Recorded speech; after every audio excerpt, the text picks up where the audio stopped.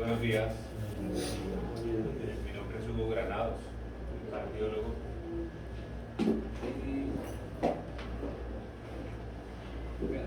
¿Todos son médicos? Sí.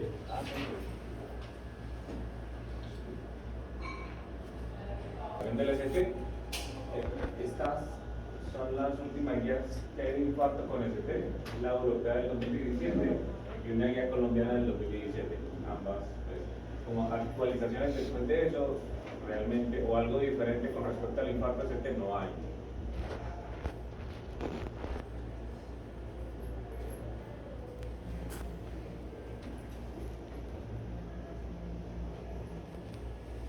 En esas guías de 2017, como este recuadro que está aquí a la izquierda de ustedes son los cambios que mostró la guía. Y hubo unos cambios pues, importantes, por ejemplo, el acceso radial que pasó a ser una recomendación 2A a una recomendación 1. Los estén medicados sobre los no medicados o convencionales pasó a ser una recomendación 1. La enoxaparina en el contexto de infarto ST, eso es supremamente importante porque pasó a ser una recomendación 2B a una recomendación 2A. Ya vamos a mirar por qué. El alta temprana, eso también me parece muy importante, mucho más para la parte administrativa y pues, costos, porque aumenta pues, el beneficio económico de la atención de los pacientes sin exponer el riesgo a la seguridad del paciente. Entonces vamos a mirar principalmente esos cambios, los conceptos nuevos y vamos a ir mirando cada cambio por qué se dio. Obviamente vamos a mirar cuál es el tratamiento del infarto con ST en el servicio de urgencias. Este es un caso clínico, este caso lo tuvimos hace 2 meses. Una paciente de 65 años, de sexo femenino, llega con un dolor torácico más o menos de 1 hora de evolución. El ingreso fue a las 6:30 am. Bueno, de 2 horas, entre 1 y 2 horas aproximadamente. Dolor torácico opresivo, retroesternal, irradiado al miembro superior izquierdo, acompañado de diaforesis, palidez y náuseas. Ese fue el motivo de la consulta. Dentro de los antecedentes, diabética dislipidémica, en tratamiento con atorvastatina 40 miligramos día, una paciente mal adherente a la terapia farmacológica y tabaquista activa. Esos son los signos vitales del ingreso. Les voy a poner este electro y sí me gustaría que alguno, pues esas fueron las fotos que le tomé, que alguno me dijera si ve algo relevante en ese electro con ese paciente que les acabo de contar. Algo que les llame la atención. Este electro fue a las 6 de la mañana. Algo que les llame la atención de ese electro.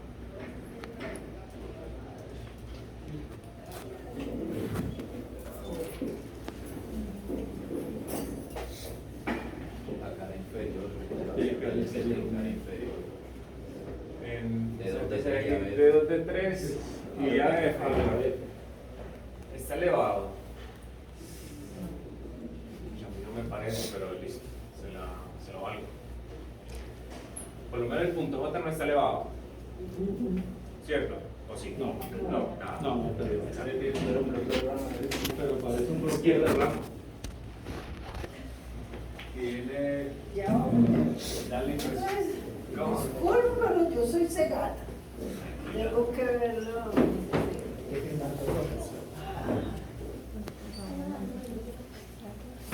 Bueno, les cuento. Este electro fue a las 6 de la mañana. Yo iba pasando por el servicio de urgencia a las 9 de la mañana y realmente, pues como me vieron en urgencia, me dijeron de una vez, venga, tengo este paciente con este electro, a ver usted qué opina. Cuando yo vi este electro, no vi una clara elevación del ST y tampoco infranivel del ST, pues me pareció un electro no diagnóstico. Pero sí hubo algo aquí muy importante que yo lo vi, que es el ST aquí en D1, aunque el punto J no está elevado, este ST pues lo vi como dudoso, no me cuadraba. Está como a 1 milímetro más o menos, sí. Eso fue lo único que me llamó la atención. Y no recuerdo si hay un infranivel del ST, no, realmente eso fue lo más llamativo. Entonces le dimos en ese momento, 3 horas después, a la enfermera de urgencias que le hicieron un electro de control. Este es el electro de control. Yo creo que acá ya pues no hay duda de que el paciente estaba cursando con una ST de cara lateral. Entonces está B1, B6. Cuando yo vi cuando yo miro este electro de B6, ya mirando, pues obviamente las cosas retrospectivamente parecen pues, mucho más fáciles, ya uno comienza a mirar todo pues, como desde la parte delantera. Yo me fui hacia atrás, y miré aquí el B6, aquí da la impresión de que estuviera elevado, por ejemplo aquí parece que estuviera elevado, pero acá no. Esto yo en el primer electro no lo vi. De hecho, no me llamó la atención, me llamó la atención nada más allá. También no está en buena isoeléctrica y están los está complejos muy arriba y abajo, sí. Es el electro de control del paciente a las 9 de la mañana con un infarto con elevación del ST. Este caso lo traigo a colación por lo siguiente.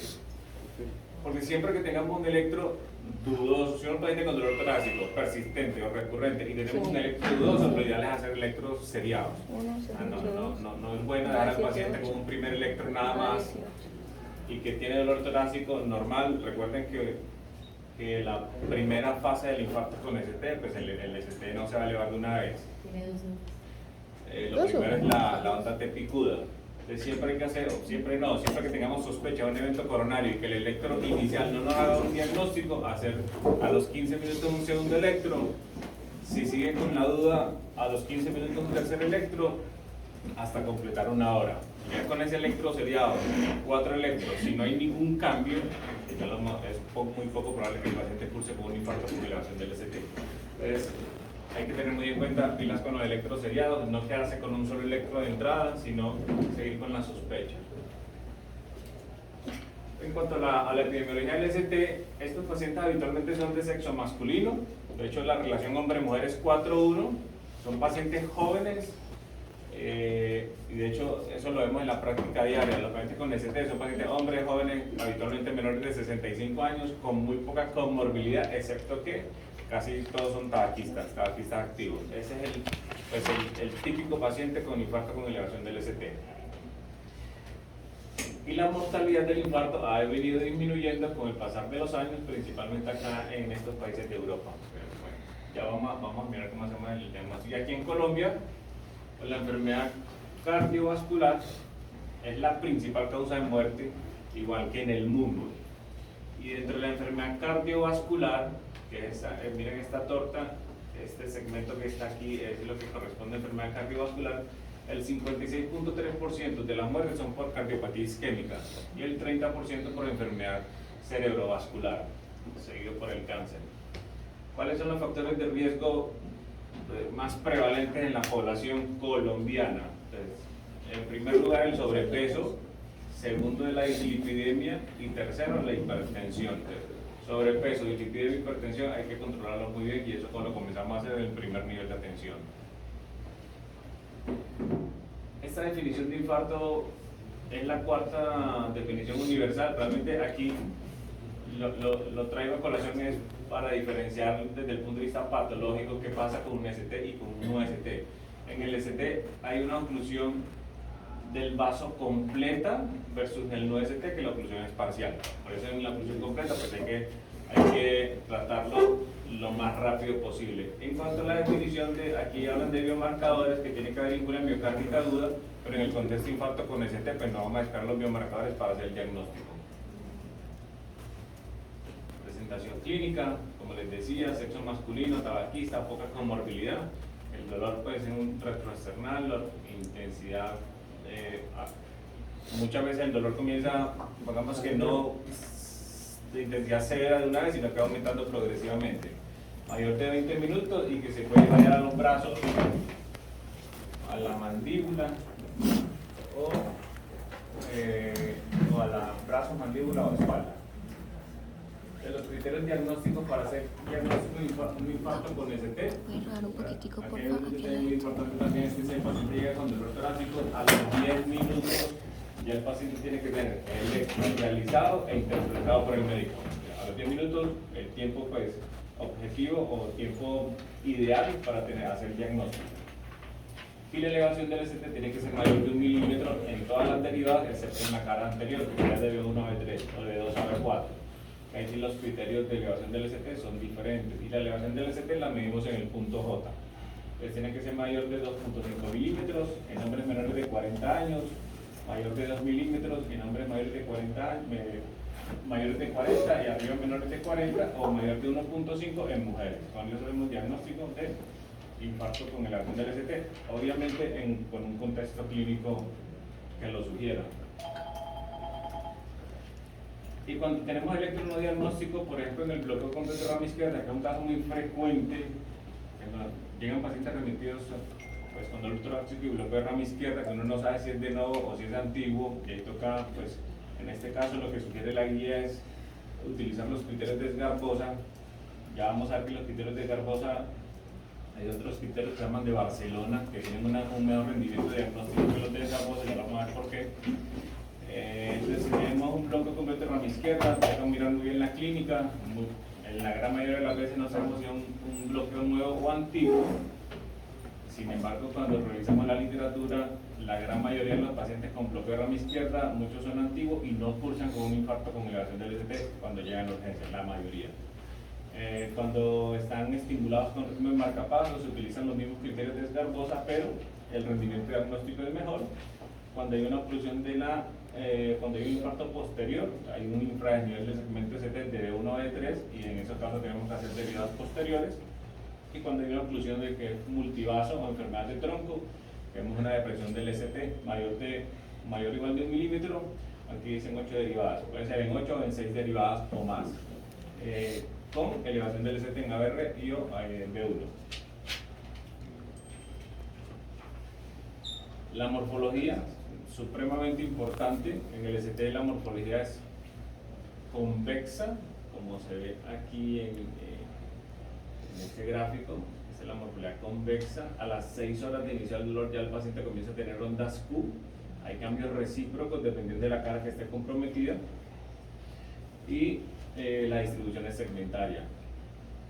Los casos más frecuentes, pues, les hablo subjetivamente de lo que he visto en urgencias, del paciente con hipertrofia ventricular izquierda, que tiene elevación del punto J. Este paciente muchas veces llega a tercer nivel con diagnóstico de infarto con elevación del ST y muchas veces no lo es. O el paciente con bloqueo completo de rama izquierda, como los decía anteriormente, que muchas veces lo categorizan lo categorizan como infarto con ST y muchísimas veces no lo es. Entonces, en estos casos es cuando más dificultad diagnóstica tenemos, mucho más el paciente en urgencias y el médico que está en urgencias, que le toca tomar decisiones de manera muy rápida y entonces le tiene que definir si es un infarto o no. Estos son los criterios de Barcelona. Hay un estudio que comparó Barcelona con Sgarbosa. Tomaron dos cortes, una corte de derivación y una corte de validación, y los compararon y se dieron cuenta que el Barcelona tenía un mejor rendimiento diagnóstico.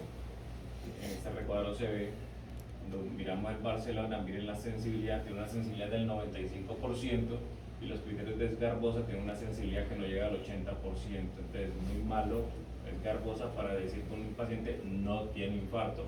Barcelona sí lo descarta con mucha más sensibilidad. Y miren acá, bueno, aquí lo importante, la especificidad es muy buena para ambos, pero la sensibilidad mucho mejor para Barcelona. Y el área bajo la curva ROC de los criterios de Barcelona son de 0.92, es decir, discriminan muy bien si un paciente está infartado o no, diferente a los criterios de Sgarbosa, que el área bajo la curva ROC no llega a 0.8, por encima de 0.8 tiene un buen poder para discriminar infarto versus no infarto. Esto fue en la corte de derivación, y en la corte de validación fue lo mismo, la sensibilidad es mucho mayor y el área bajo la curva ROC es mucho mayor. Entonces, realmente o actualmente es preferible utilizar los criterios de Barcelona sobre los criterios de Sgarbosa. Ahí atrás. Entonces, ¿cuáles son los criterios de Barcelona? Que el paciente tiene una desviación del segmento ST mayor o igual de 1 milímetro, concordante con la polaridad del QR, sea supra o infra. Si es concordante con la polaridad del QR, el paciente está cursando con un IM-ST si está en el contexto clínico de infarto. O si la desviación es mayor o igual de 1 milímetro, discordante con la polaridad del QRS, y el QRS tiene que ser el más pequeño del electrocardiograma, o no tiene que tener más de 6 milímetros. Vamos a mirar acá los ejemplos. Esta es la desviación discordante del segmento ST con la polaridad del cuerpo. Aunque aquí la polaridad es positiva y negativa, predomina la polaridad negativa. La polaridad aquí, perdón, aquí es concordante con la polaridad del ST. Aquí un infranivel mayor o igual de 1 milímetro, concordante con la polaridad, es un criterio positivo o criterio Barcelona. Cuando es supra y la polaridad es positiva, pues también es positivo. Y cuando es discordante, como se ve acá, miren que la polaridad del QRS es negativo y hay un supra mayor o igual de 1 milímetro, el QRS tiene que ser menor o igual de 6 milímetros para decir que cumple el criterio. Y cuando el QRS es positivo, pues la polaridad, la desviación del ST es discordante, mayor o igual de 1 milímetro, aquí también cumple el criterio. Estos son los criterios de Barcelona, que son los que utilizamos actualmente para el diagnóstico. Ya tenemos clínica y electro. Pues ya con clínica y electro tenemos que haber definido si es un electro dudoso, para los 15 minutos le hacemos control y ya con eso definimos si el paciente tiene un síndrome coronario ST o no. Entonces, el abordaje inicial en emergencia, una historia y un examen físico orientados cardiovascular. Vamos a tener un paciente con infarto preguntándole pues de qué materia es la casa en la que vive o cosas así parecidas. Es dirigido a la parte cardiovascular, factores de riesgo cardiovascular y el examen físico que tiene y que no tiene. El oxígeno se los coloqué interrogado, le pongo oxígeno interrogado porque muchas veces, yo no sé si ustedes han visto en urgencias que un paciente pues, llega con diagnóstico de dolor en el pecho y lo pasan a reanimación, lo primero que hacen es ponerle oxígeno de una vez sin ver si está saturando bien o no, o si tiene dificultad respiratoria o no. El oxígeno, si lo colocan de manera inadecuada, puede aumentar la mortalidad de los pacientes. El acceso venoso rápido, el monitoreo electrodos de dosis derivadas y los paraclínicos que se le hacen de una vez al paciente. Hemograma, troponina. Pues la troponina más para diagnóstico es para mirar pronóstico en el paciente. Factores de coagulación, la función renal, el perfil lipídico, que lo ideal en el paciente con síndrome coronario agudo es hacerlo en las primeras 24 horas. Porque si se hace el perfil lipídico después de 24 horas, el perfil lipídico va a estar alterado por el proceso inflamatorio del paciente o del evento con el que está cruzando actualmente. Entonces, perfil lipídico en las primeras 24 horas del paciente con un síndrome coronario agudo, sea ST o no ST. Y ya este resto de paraclínicos que son pues, como el perfil cardiometabólico que hay que solicitarle al paciente.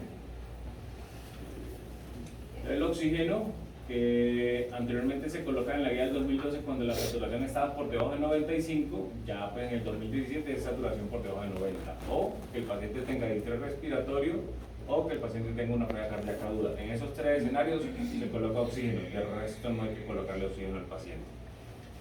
De hecho, el oxígeno de rutina, miren que no está recomendado en pacientes que saturan por encima de 90, 3B, porque pues, como les decía, aumenta la mortalidad de los pacientes. El paciente que hace paro cardíaco antes de llegar al hospital y le sospecha un infarto de ST o el electro lo muestra, pues hay que pasarlo de una vez a hemodinamia.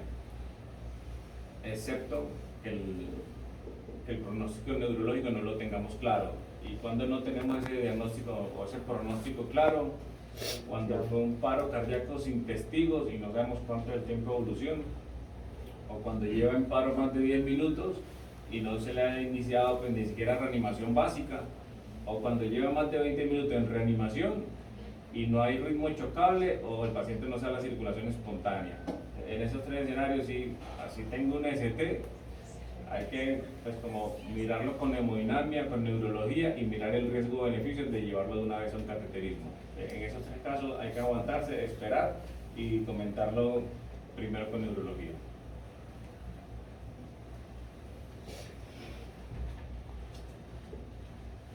Esta diapositiva la traje por este recuadro más que está aquí abajo y dice, se recomienda que los pacientes transferidos para PSI, si el paciente llegó con infarto ST y lo remitieron a un sitio donde hay hemodinamia, lo ideal es que pase directamente al laboratorio de hemodinamia y que no se quede en urgencias.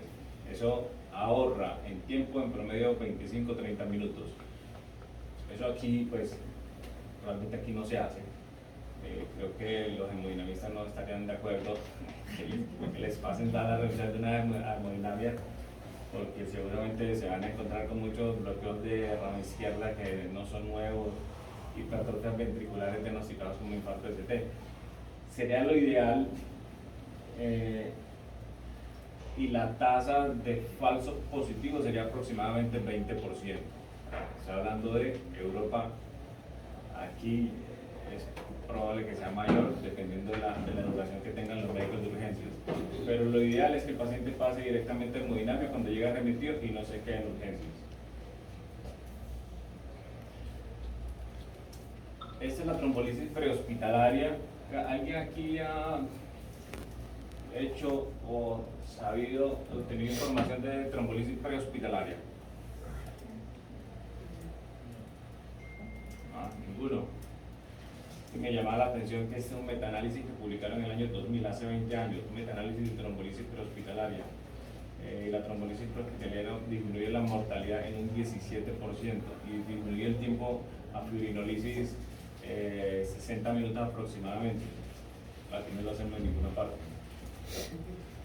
Cuando esto es un metaanálisis que incluyó 5 estudios, 5 ensayos clínicos y 6 observacionales, donde incluyó solo los estudios de alta calidad, sigue habiendo una ventaja a favor de la fibrinolisis prehospitalaria.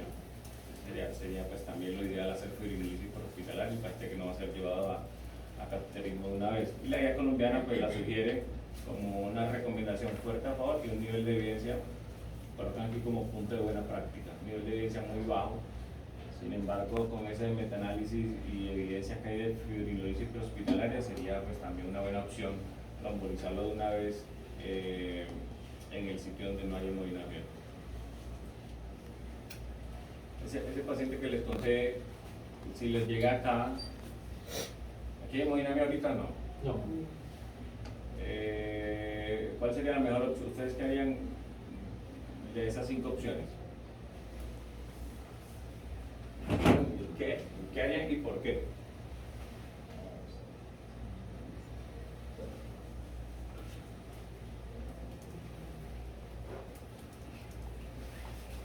Idealmente, pues si no contamos con el servicio de hemodinamia, es hacer la trombolisis para salvar el tejido miocárdico y no tanto esperar respuesta, sino traslado a donde tengamos disponible sala de hemodinamia para ganar tiempo. Bien, ¿alguien tiene otra respuesta? Depende si tenemos la ambulancia ahí, hacemos un traslado primario, pues estamos en una ciudad que tiene hemodinamia pues a menos de 120 minutos. Sí. Pero si no tenemos la seguridad de tener un traslado primario, que tenemos la ambulancia ahí, trombolisis como dice la Yo estoy de acuerdo con ambos.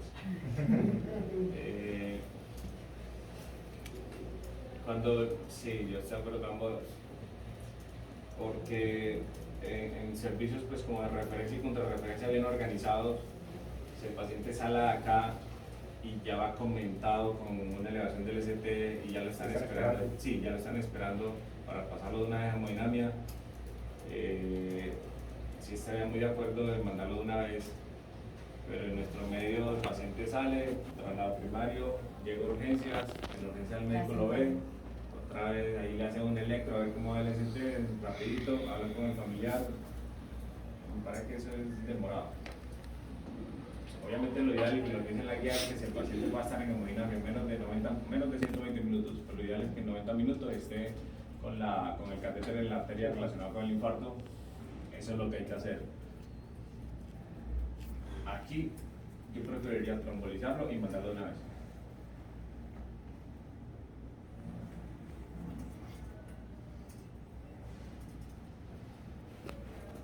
Estas son las rutas que sugiere la guía cuando el paciente llega a un centro con PCI versus sin PCI. Entonces vámonos primero con sin PCI, como estamos ahorita acá. Sí, como dice el doctor, hay que primero mirar los tiempos. Si el tiempo de traslado es menor o igual de 120 minutos, trasládalo de una vez. Y lo ideal es que en menos de 90 minutos ya el paciente esté en laboratorio de hemodinamia. Aquí sí me parece muy importante si aplicáramos la estrategia de pasar al paciente directamente a hemodinamia y bypassar el servicio de urgencias en esta estrategia, porque en menos de 90 ustedes, yo realmente hace mucho tiempo no daba en urgencia el paso solo de la interconsulta, pero los que están acá en urgencia sí creen que si un paciente llega aquí con con un ST y sale remitido o de traslado primario, en menos de 90 minutos ya va a estar en hemodinamia haciendo el cateterismo. No, eso no se sabe. Sí, yo creo que es Eso es difícil. eso es un no. Desconocido. Entonces, si el paciente es menos o igual de 120 minutos, PCI primaria.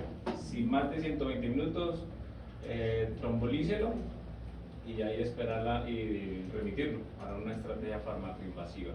Entonces, la idea de la fibrinólisis que tiene que ser en menos de 10 minutos. Entonces, 10 minutos diagnóstico y 10 minutos trombolizados si no hay hemodinamia en el sitio donde llegó.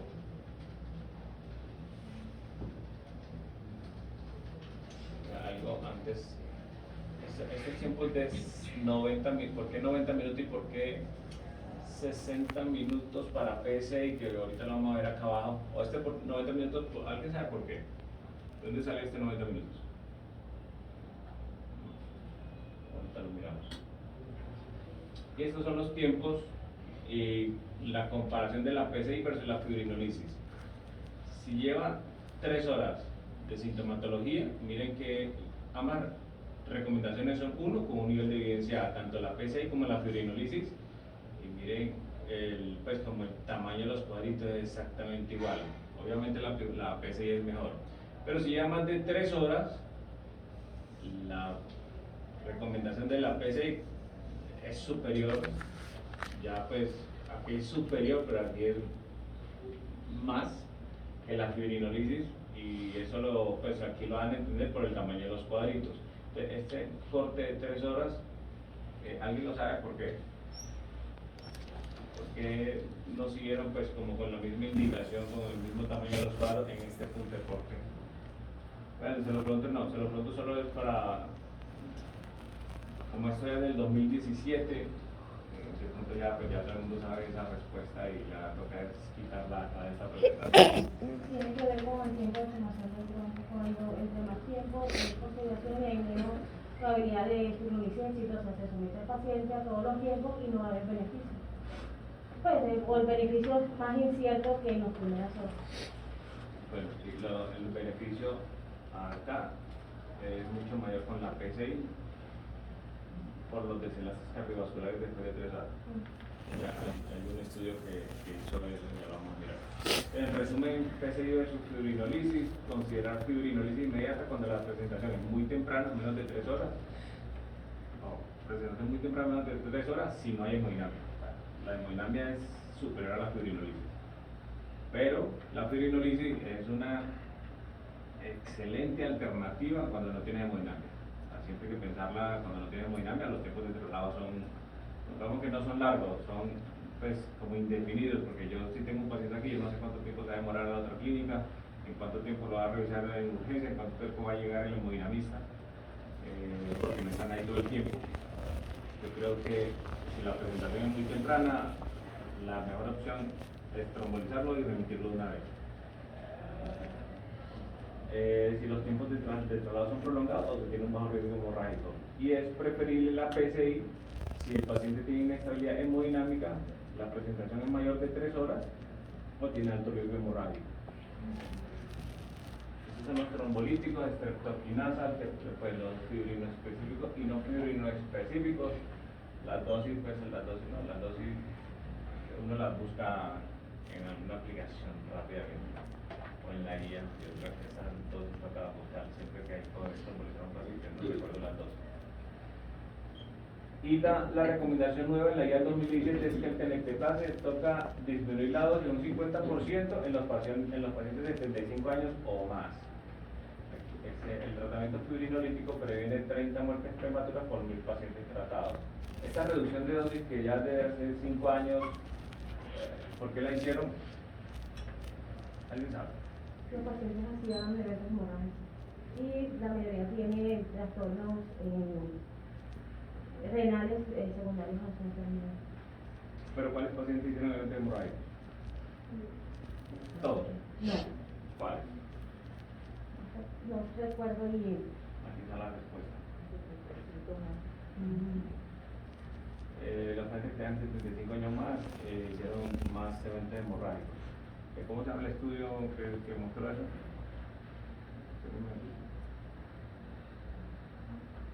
con... ¿Es Cruz ahí? No. La pescada. ¿Cómo? No, eso no fue, ya lo vamos a mirar.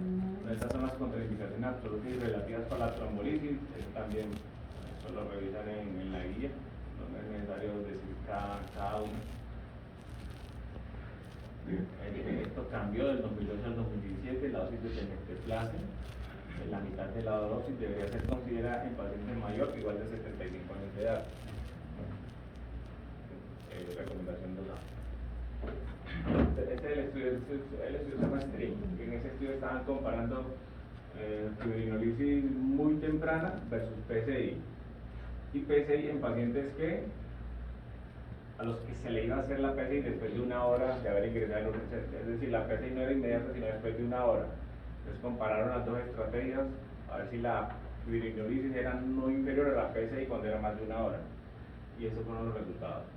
Cuando lo evaluaron a 30 días, miren que la fibrinolisis le fue tan bien como la PCI, donde la fibrinolisis es muy temprana y la PCI se va a retrasar un poco. Aquí utilizaron tenecteplase. El desenlace fue muerte, shock, falla cardíaca o reinfarto hasta los 30 días. Fibrinolisis, excelente. Y utilizaron tenecteplase. Entonces se dieron cuenta al inicio del estudio que los pacientes con tenecteplase con fibrinolisis estaban sangrando más, estaban presentando más hemorrágico que los pacientes del grupo de PCI. La diferencia aquí es 1% de los pacientes de fibrinolisis y 0.2% de los pacientes con PCI.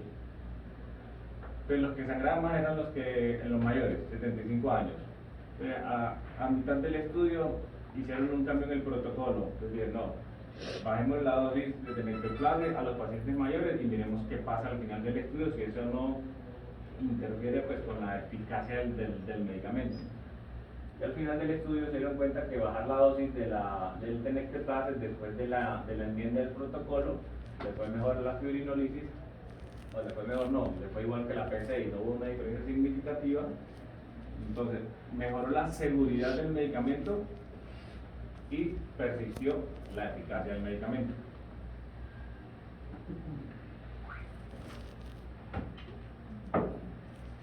Esa es la razón de la bajada de la dosis del tenecteplase. Esta es la estrategia de la fibrinolisis. El bolo fibrinolítico a los 10 minutos cuando lo tiene diagnosticado. A los 60-90 minutos miramos la respuesta al trombolítico, si hay una adecuada respuesta o no. ¿Cuándo hay criterios de repercusión, doctora? El paciente hace aumento de la onda T, pacientes pueden hacer arritmias, presentación de arritmias, y la tercera es Disminución del dolor, por lo más complejo. Los descensos del LST, más del 50%, ya desaparición de dolor, arritmias de repercusión y un reflejo que se llama visual Harris. Esos son los 4 criterios de repercusión. Entonces, a los 60-90 minutos se evalúa si hay repercusión o no, y dependiendo de eso ya pues tomamos 2 vías. Una es esta, si el paciente no reperfundió, hay que hacer una PCI de rescate. No reperfundió, pues cateterismo una vez. Y si reperfundió, igual hay que hacer cateterismo de manera rutinaria.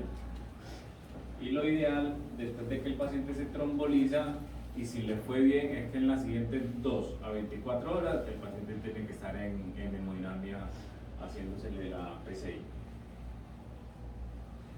Ahí están los criterios de reperfusión. Ahora, cuando un paciente decide llevarlo a fibrinolisis, ¿cuál es el anticoagulante de elección que le colocan en urgencias? Entonces ya tiene el paciente con diagnóstico, clínica electro, oxígeno dependiendo de la indicación de oxígeno, ya tomaron la decisión de que lo van a trombolizar, pues, lo ideal es aquí en tenecteplase. ¿Será que la diferencia en costo es mucho? Tenecteplase al teplase. Sí, tenecteplase es agua bendita, muchísimo más fácil. Aquí arriba, ¿no? No, siempre hay el No, pero al principio sí. Hace 5 años.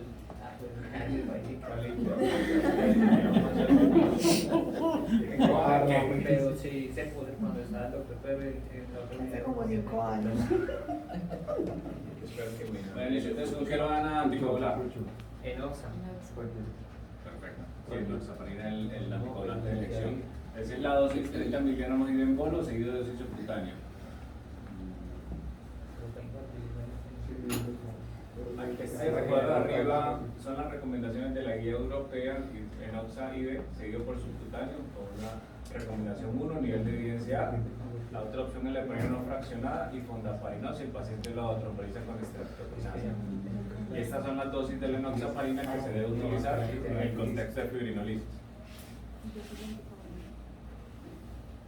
Listo. En el contexto de fibrinolisis, tienen que cargarlo una vez ahí en urgencia, bueno, cargarlo una vez en urgencia, sí y no. Pongamos que sí, le van a colocar la doble antiagregación. Entonces, ahí cuáles son las opciones. De los ASA, sí o sí. Y Prasu, Ticagrelol o Clopidogrel. Falta la mano, si tengo el hemodinamita ahí al lado, no lo... No, pero fibrinolisis, lo va a trombolizar. Ah, ok, no se Clopi. preocupe. Eso. Azaclopi, en este caso de trombolisis, azaclopi pues la opción única porque el prasugrel y ticagrelol tienen una mayor potencia que clopi y si lo van a trombolizar pues es mayor el riesgo de sangrado. Entonces la dosis sería ASA, de la dosis de que le dan habitualmente el bolo, y clopidogrel, la dosis que es de 300 miligramos, no los 650 para PCI. Estos detalles como que si es mayor o igual a 75 años, yo asumo que ya ustedes lo saben, o que van y lo leen y lo estudian, para no pues detenernos tanto en esos detalles pequeños. Falta bastante. En el contexto de trombolisis, la opción es ASA y clopidogrel. Prasugrel y ticagrelol no entran en ese contexto. Pero hay un estudio que se llama el TRIT que los pacientes que trombolizaron a las 12 a 24 horas le hicieron cambio de clopi a ticagrelol y miraron si aumentaba el riesgo hemorrágico. Ese seguimiento fue como a 30 días.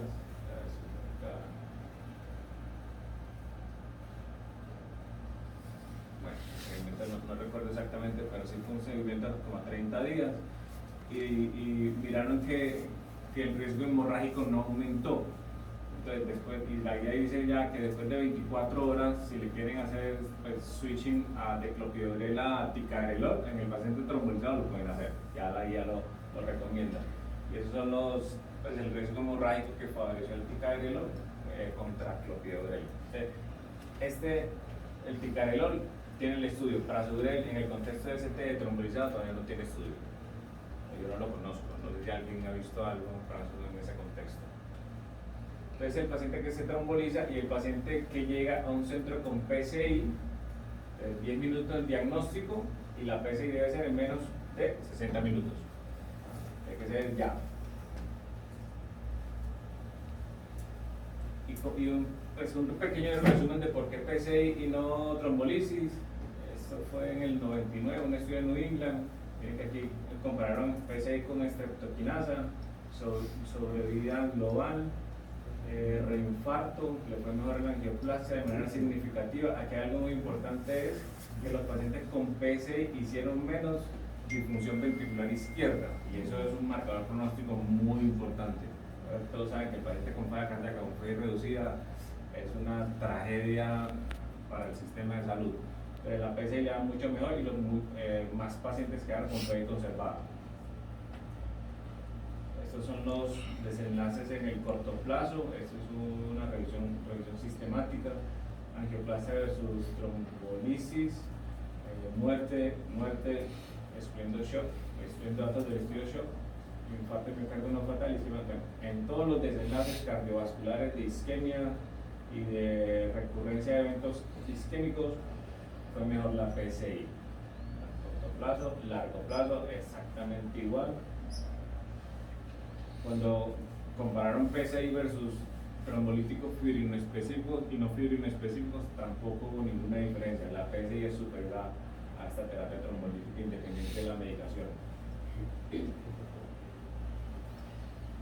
Y aquí hicieron esto es importante porque compararon la trombolisis en el sitio de llegada o después de una transferencia emergente para la PSI. Pero la transferencia aquí fue una transferencia muy rápida que duró más o menos 34 minutos. El paciente llega al servicio de urgencia, no tienen hemodinamia, lo transfieren, a los 30 minutos ya está en hemodinamia.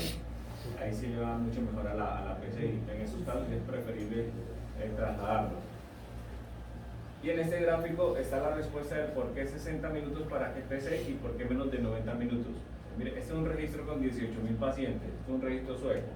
Comparó PSI versus fibrinolisis. Las primeras barras pues como de cada figura o de cada desenlace, estas dos barras de acá, las más claras, comparan el desenlace de muerte en los primeros 60 minutos. Y mire que en los primeros 60 minutos la diferencia en desenlaces cardiovasculares es muy importante a favor de la PSI. Primeros 60 minutos. Y a medida que van pasando esos 60 minutos, aquí es de 60 a 90 minutos, esa diferencia entre la PSI y la fibrinolisis se va cortando.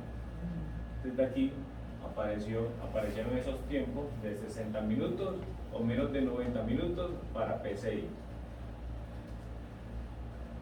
Y el detalle de las 3 horas, este es un ensayo clínico con 1000 pacientes. Un grupo fue para fibrinolisis y otro grupo fue para PSI. Miren que cuando lo hicieron en las primeras 3 horas, a ambos grupos les fue muy similar.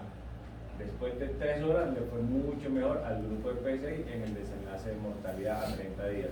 Por eso en las primeras 3 horas, como que ambas estrategias son buenas, por encima de la PSI, pero si no lo tienes, la trombolisis es otra vez, eso es agua bendita para esos pacientes. Si es después de 3 horas, preferir la PSI. Y estos son los tiempos. Entonces, primer contacto y diagnóstico, 10 minutos. Elegir PSI primaria, menos de 120 minutos. PSI primaria del catéter en la arteria relacionada con el infarto, 60 minutos. Si el centro no tiene disponibilidad de hemodinamia, menor o igual de 90 minutos para transferirlo. Fibrinolisis en menos de 10 minutos, tiempo de respuesta a fibrinolisis de 60 a 90 y la PSI de rutina de 2 a 24 horas. Hay un grupo de pacientes que no tienen ST, pero que también tienen que llevarlos de una vez a hemodinamia. Son estos que están acá. El paciente que llega con inestabilidad hemodinámica o shock cardiogénico, así no tenga elevación del ST, pero la sospecha de un síndrome coronario agudo, en menos de 2 horas tienen que estar en el laboratorio de cateterismo. El paciente con dolor torácico recurrente, arritmias potencialmente fatales, complicación mecánica del infarto, una insuficiencia cardíaca aguda o que presente cambios dinámicos del segmento ST.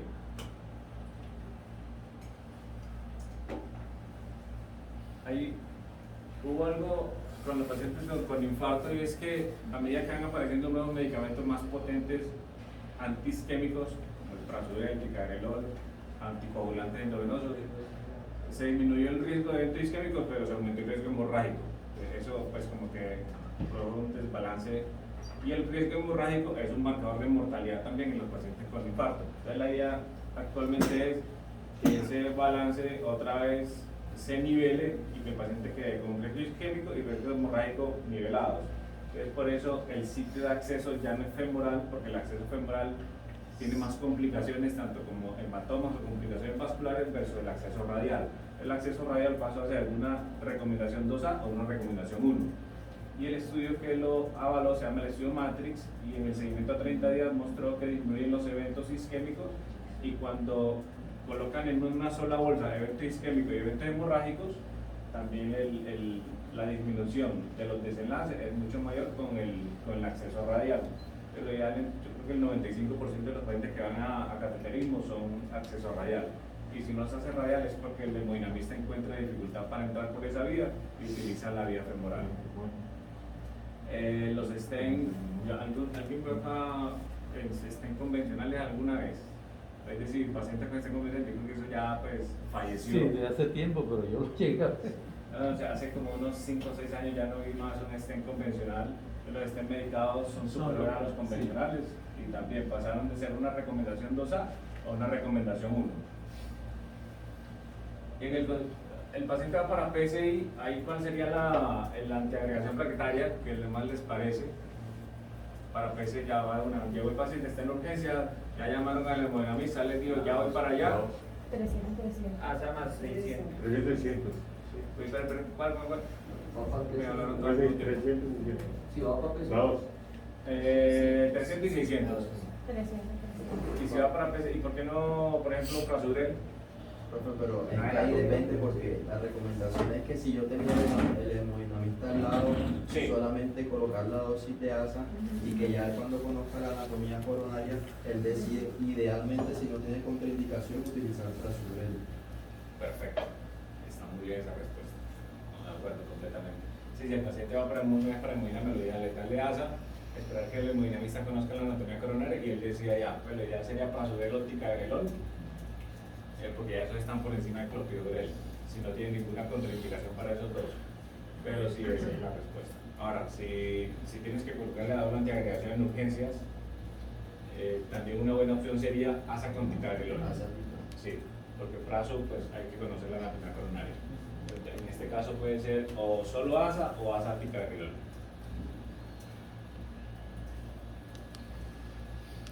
Y bueno, ya aquí hablamos de. Yo creo que esto es. Bueno, este es un cangrelol, que es un antiagregante plaquetario endovenoso. Aquí en Colombia no lo tenemos, lo traigo pues por información, que tiene la ventaja de que si el paciente sale con anatomía quirúrgica, se lo suspenden y el mismo día se lo pueden llevar a cirugía. Estas son las dosis. ASA ya se la saben. Prasugrel es una dosis de carga de 60. Las contraindicaciones del Prasugrel son pues ACV, isquémico hemorrágico, eso está contraindicado, y en los pacientes que toca pues como bajar la dosis, en los mayores o igual de 75 años o que pesen menos de 60 kilos. Prasugrel. El Prasugrel, además de esas pues como variables que hay que tener en cuenta, también toca tener en cuenta que hay que iniciar en hemodinamia. Me parece más complejo utilizar Prasugrel, pero es mejor que el ticagrelol. El ticagrelol solo está contraindicado en ACV hemorrágico. De ahí en adelante no tiene ninguna otra contraindicación y se lo pueden iniciar desde urgencias y no hay que esperar que se lo inicie en hemodinamia. Entonces quedamos que ASA-TICA o ASA-SOL, si hay hemodinamia. Anticoagulación. Para PCI, pacientada para PCI de una vez. Ya la PCI, la anticoagulación se la pueden iniciar allá en hemodinamia, el hemodinamista. ¿Ustedes cuál consideran que él debería escoger?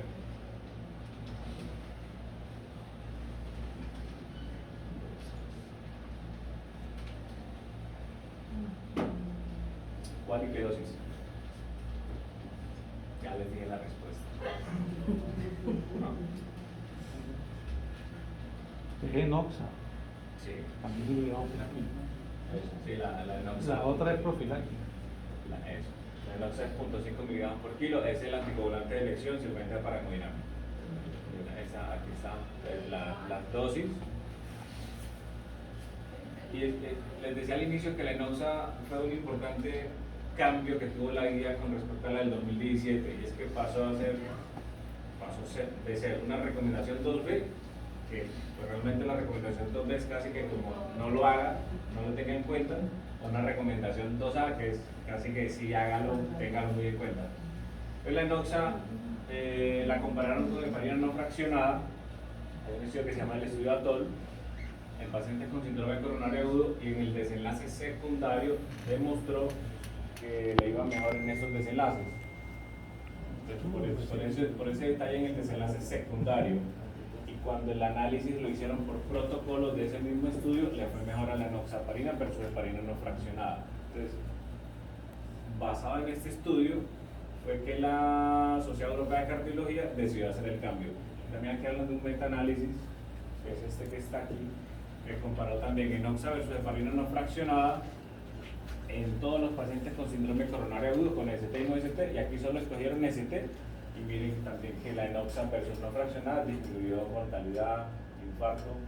Entonces por eso el medicamento de elección en PCI es la enoxaparina, y la guía colombiana pues lo coloca como una recomendación fuerte a favor, calidad de la evidencia moderada, escoger enoxa sobre la heparina no fraccionada para pacientes que van para PCI. Aquí hay algo pues, que puede generar algo de confusión y controversia, y es que el uso rutinario de parina no fraccionada es recomendado 1, recomendación 1, nivel de evidencia C, y la enoxa es 2A, nivel de evidencia A. Aparentemente esto da la impresión de que es preferible el parina no fraccionada versus la enoxaparina, pero si tenemos en cuenta el nivel de evidencia, aquí es una recomendación de expertos que yo pues la puedo tomar o no, y aquí esto sí está basado en ensayo clínico, metaanálisis, que fue el que les mostré.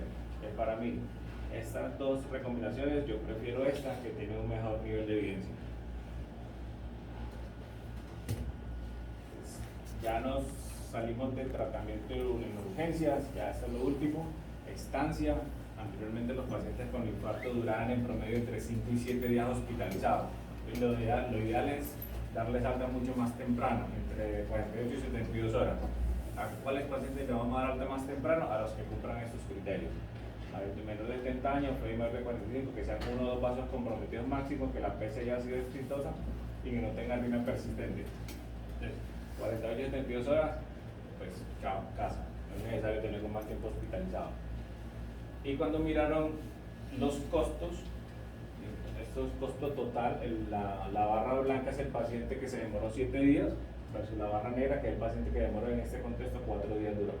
Costo total, estos son como costos de hospedaje, laboratorio, medicamentos, test diagnóstico y otros. Pues mira que los costos en todas es muchísimo menor, estadísticamente significativo en el paciente que se fue temprano versus lo que se fue de manera tardía.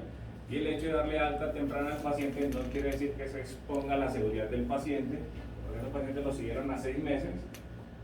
La línea punteada es el de que se fue a los 7 días y la línea continua es que se fue a los 4 días. Y miren que los eventos cardiovasculares no tuvieron ninguna diferencia. Se puede mandar al paciente de manera temprana para la casa y eso no pues, aumenta el riesgo de un evento cardiovascular en el seguimiento. Aquí también le hicieron seguimiento a estos pacientes. Estos fueron los pacientes que se fueron a los 2 días, 3 días y más de 3 días. Y la aparición de eventos cardiovasculares fue menor en el paciente que se fue a los 2 días. Pues eso pues, tiene un sesgo obviamente porque es un paciente como más sano, que sea más temprano, que tiene menos riesgo de eventos a largo plazo.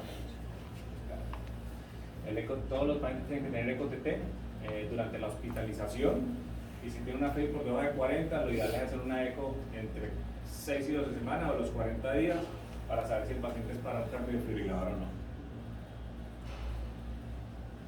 La polipíldora, esto los traigo porque para extrapolar esto a los pacientes hipertensos, porque ya dentro del PBS hay medicamentos que son combinados, que tienen 2 componentes en una sola pasta, y eso mejora muchísimo la adherencia al tratamiento de los pacientes. Lo colocaron como una recomendación 2B, y aquí está la razón. Hay un estudio que se llama el Focus. El paciente, miren este gráfico. Los pacientes cuando tienen el infarto al mes, todos son adherentes, pues, la línea azul son los pacientes que toman polipíldora, es como un compuesto de ASA, estatina y ECA, en una sola pasta. Y eso que tiene la línea